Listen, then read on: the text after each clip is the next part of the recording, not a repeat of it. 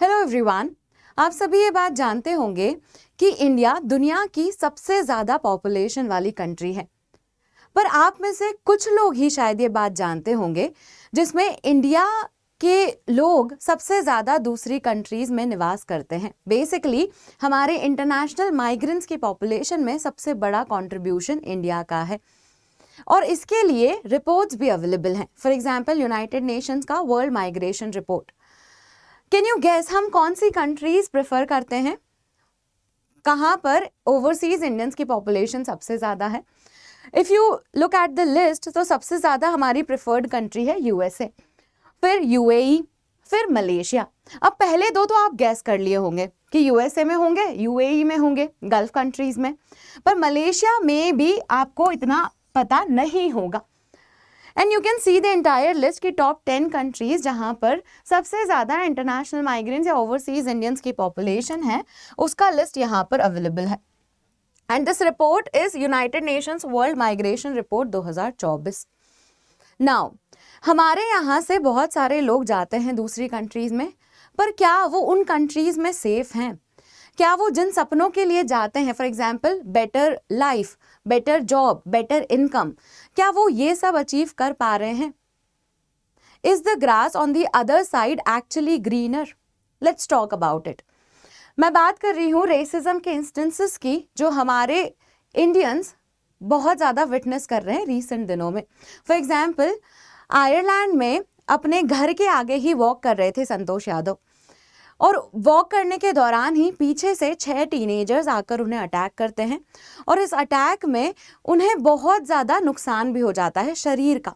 उनका चश्मा तोड़ देते हैं, उनकी बॉडी पे बहुत तरह की इंजरीज करके उन्हें वहीं खून से सना हुआ छोड़ जाते हैं।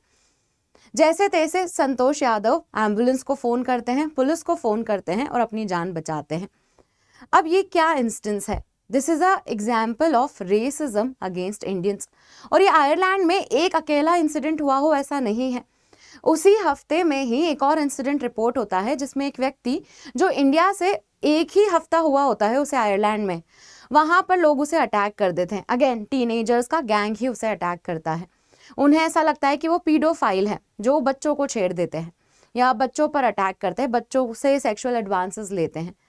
एक्चुअल में ऐसा कुछ होता नहीं है, पर वो हेट क्राइम का एग्जाम्पल है, रेसिज्म का एग्जाम्पल है, वो बायस, वो स्टीरियोटाइप का एग्जाम्पल है जो इंडियंस के अगेंस्ट में बढ़ता हुआ दिख रहा है। संतोष यादव डेटा साइंटिस्ट हैं और उन्होंने अपनी पूरी जो इंसिडेंट हुआ उनके साथ उसके बारे में लिंक्डइन पर बताया है। ये वो पोस्ट है जिसको पढ़कर आप समझ सकते हैं। बट इसमें वो एक डिमांड भी रेज करते हैं, the demand to feel safe. क्योंकि यहाँ से अगर कोई दूसरे देश जा रहा है तो ऑब्वियसली प्रॉपर प्रोसीजर से गया है। प्रॉपर प्रोसीजर से जाने के बावजूद भी अगर सेफ्टी अश्योर्ड नहीं है, जो होप्स और एस्पिरेशंस लेकर गया है इंसान वो वहाँ पर अश्योर्ड नहीं है, तो ये अपने आप में चिंता का विषय है। इस तरह के इंस्टेंसेस सिर्फ आयरलैंड में ही नहीं वर्ल्ड ओवर हो रहे हैं। यूएसए में भी हेट क्राइम्स और रेसिस्ट रिमार्क्स बोले जाते हैं। फॉर एग्जाम्पल इस वीडियो में, मतलब ये जो इंस्टेंस है, इसमें एक इंसान है जो कहता है एक इंडियन को कि आप अपने देश वापस चले जाइए, आप यहाँ क्या कर रहे हैं। He is very annoyed of the fact कि इंडियंस वहाँ रहते हैं, ये वाइट्स की कंट्री है और आपको यहाँ नहीं रहना चाहिए। इस तरह की बातें वो करते हैं। यूएसए, कनाडा, यूके और भी बहुत सारे देशों में इस तरह के रेसिस्ट रिमार्क्स देखने को मिल जाते हैं। अच्छा, रेसिज्म एक फिनोमिना है जिसमें आपके स्किन कलर को लेकर, फेशियल फीचर्स को लेकर, आप जिस तरह से दिखते हैं उसको लेकर बायस क्रिएट किया जाता है, आपके साथ डिस्क्रिमिनेशन किया जाता है।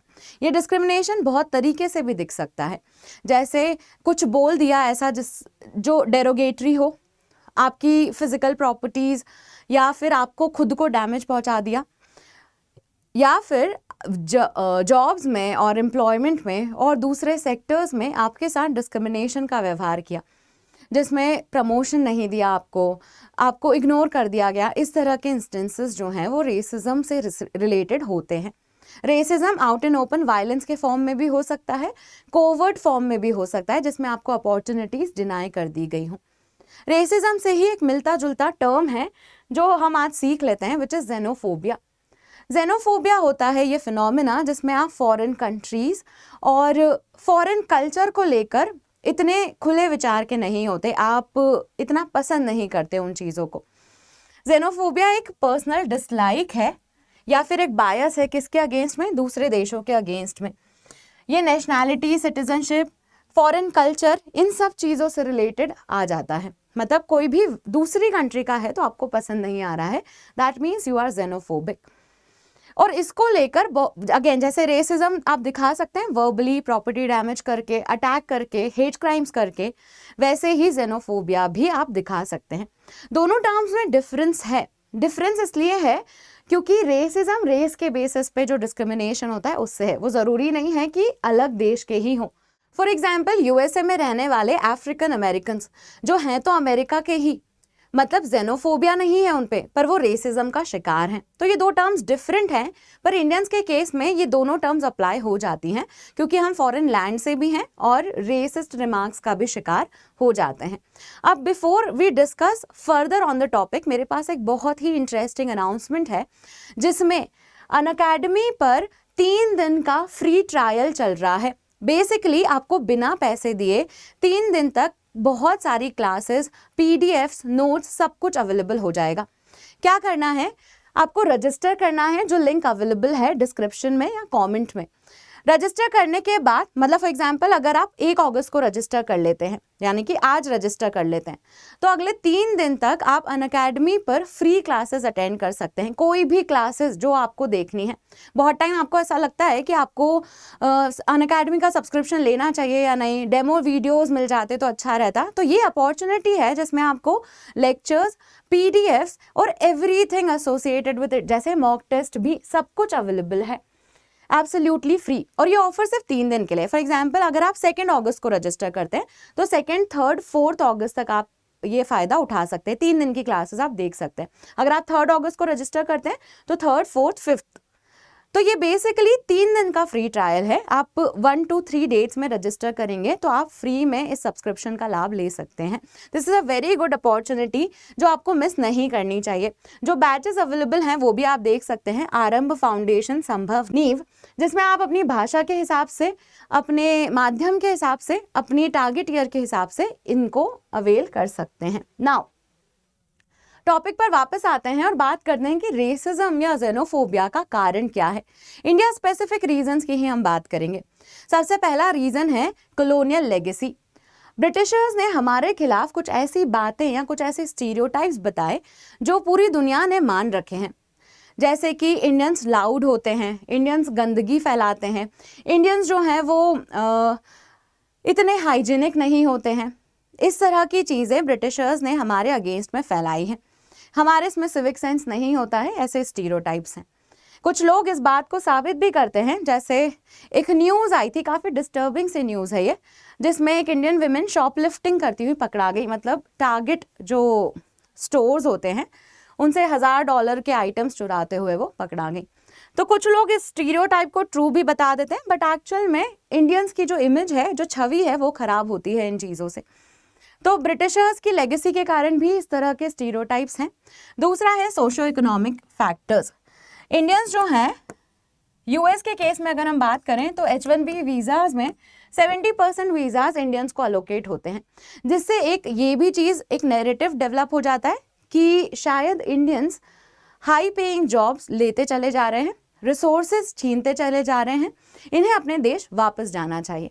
इस तरह का नैरेटिव भी क्रिएट हो जाता है। ऊपर से अगर पॉलिटिकल पार्टीज या फिर पॉलिटिकल लीडर्स इस तरह की बात करते हैं तो ये नैरेटिव को और हवा ही मिलती है। फॉर एग्जांपल डोनाल्ड ट्रंप का रीसेंट रिमार्क, जिसमें वो कह रहे हैं कि यूएस की टेक कंपनीज को इंडियंस को नहीं हायर करना चाहिए, अमेरिकन को हायर करना चाहिए, इस तरह के रिमार्क्स भी प्रॉब्लमैटिक हो जाते हैं। पॉलिटिकल रिटोरिक और स्केपगोटिंग। अच्छा, ये सिर्फ यूएस में ही नहीं हो रहा है, कनाडा में भी इस तरह की चीज़ें हो रही हैं, जिसमें कनाडा में भी इस तरह के रिमार्क्स बोले जा रहे हैं इंडियंस के अगेंस्ट में। तो इसके चलते रेसिज्म, हेट क्राइम, जेनोफोबिया बढ़ता हुआ दिखता है। ऊपर से डिजिटलाइजेशन का ज़माना है जिसमें हर किसी के पास एक प्लेटफॉर्म अवेलेबल है अपने विचार व्यक्त करने का। इसमें बहुत रैडिकल और एक्सट्रीमिस्ट थॉट्स भी शेयर कर दिए जाते हैं जिससे हेट और बढ़ता है। मिसलीडिंग आइडियाज़, फेक न्यूज़, ये सब चीज़ें भी देखी जाती हैं, विच इज़ प्रॉब्लम। ये सारे रीजंस हैं। हमने ये स्टैंड अलोन इंस्टेंसेस के बारे में डिस्कस कर लिया है। अब बात करते हैं सॉल्यूशंस की। क्या सॉल्यूशन है? सॉल्यूशन यही है कि अगर इस तरह की चीज़ें होती हैं, क्राइम्स होते हैं, तो everyone has a right to feel safe. तो इस वजह से लीगल सिस्टम या लॉज इतने स्ट्रांग होने चाहिए कि जो भी रिस्पॉन्सिबल हैं उन्हें पनिशमेंट मिले। तो पहला यही है कि लीगल प्रोटेक्शन और एनफोर्समेंट इंश्योर किया जाना चाहिए। दूसरा, एजुकेशन और अवेयरनेस क्रिएट करना बहुत ज़रूरी है ताकि लोग मिसलीड ना हो, मिसगाइड ना हो, फेक न्यूज़ या फिर फेक स्टीरियोटाइप्स पे भरोसा ना करें। एंड तीसरा, डेटा कलेक्शन और रिसर्च इम्प्रूव करा जाना चाहिए। रेसिज्म के अगेंस्ट में क्या डेटाज है, इंडियंस के अगेंस्ट में क्या हेट का परसेंटेज है, all of this should be there, क्योंकि डेटा से you get to know the reality. इसके अलावा एक और सोल्यूशन ये है कि देखिए, हम जितने भी न्यूज़ पढ़ते आ रहे हैं इंटरनेशनल अफेयर्स से रिलेटेड, उसमें हमें ये तो समझ में आ रहा है कि यूएस में इमिग्रेशन को लेकर कुछ स्ट्रिक्ट लॉज बन रहे हैं या बन चुके हैं। अब ऐसे में जहाँ पे एक दरवाज़ा बंद हो रहा है, आपको दूसरे दरवाज़ों की तरफ भी देखना चाहिए जो अपॉर्चुनिटी खुल रही है। For example New Zealand. न्यूजीलैंड जो है वो बहुत ज़्यादा इंडियन वर्कफोर्स को अट्रैक्ट करने की कोशिश कर रहा है क्योंकि उन्हें डिमांड है स्किल्ड लेबर की। तो रीग्लोबलाइजेशन के एरा में जहाँ पर कुछ अवसर बंद हो रहे हैं, कुछ कंट्रीज जो हैं वो बहुत रिजिड लॉज लेकर आ रही है, वहीं नई अपॉर्चुनिटीज़ भी ओपन हो रही हैं। तो हम बैलेंस करके भी चल सकते हैं। होपफुली आपको ये इन्फॉर्मेशन पसंद आई होगी, और अगर ऐसा है तो make sure to like the video and comment करके बताइए आपके जो भी विचार हैं। Thank you for watching.